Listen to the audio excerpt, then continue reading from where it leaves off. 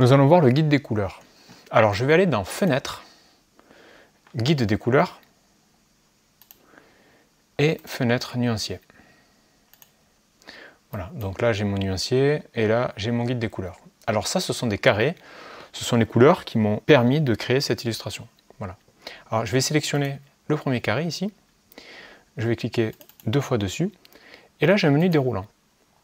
Voilà, avec des règles d'harmonie. Donc là, par exemple, si je choisis couleur complémentaire, donc là j'ai ce vert qui correspond à la couleur complémentaire de ce rose.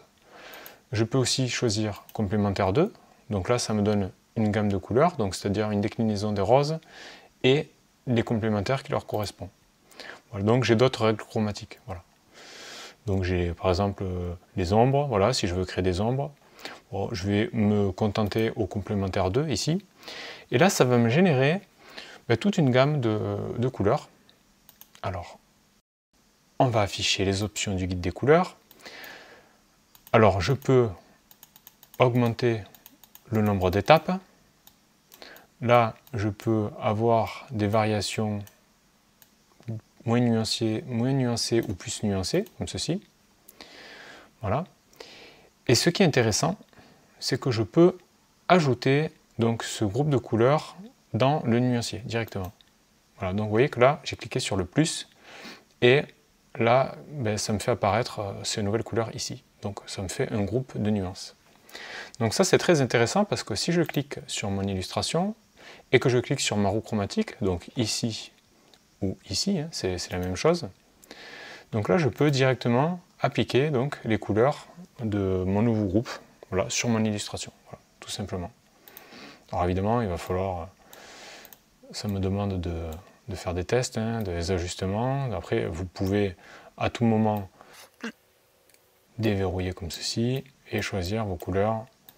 Voilà. Donc ce qui est bien, c'est qu'en fait, c'est qu'à partir de cette couleur, déjà je peux connaître la complémentaire, donc ça c'est vraiment un très bon guide, et je peux avoir des ombres. C'est-à-dire que là, par exemple, si ça m'intéresse, je peux le rajouter avec le plus directement ici. Vous voyez ?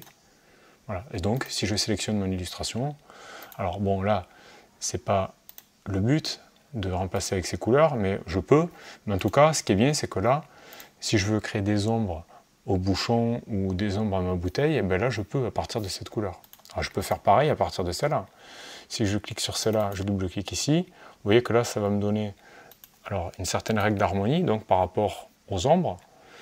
Et je peux même avoir, si je veux, les complémentaires. Voilà, je sais que cette couleur est complémentaire de celle-ci. Et je peux, du coup, avoir vraiment une déclinaison de couleurs que je peux choisir donc, en fonction de ce que je mets là dans mes options. Voilà. Donc là, je peux augmenter mes étapes. Donc ça va dépendre vraiment de ce que vous souhaitez. Alors, donc ce qui est intéressant, c'est que là, vous pouvez... Donc là, j'ai affiché les teintes et les ombres, mais vous pouvez aussi afficher les couleurs chaudes, les couleurs froides. Vous voyez ? Tout ça à partir de cette couleur, donc, qui génère donc, la complémentaire, et ensuite, ça vous fait des déclinaisons. Voilà. Les couleurs vives, pareil. Donc c'est vraiment très intéressant. C'est vraiment, à partir d'une couleur, vous pouvez vous créer une palette de couleurs qui va vous servir, et donc vous pouvez enregistrer et mettre dans votre nuancier, tout simplement. Et ensuite, quand vous voulez modifier un objet avec ces nouvelles couleurs, vous pouvez en passant par redéfinir les couleurs de l'illustration.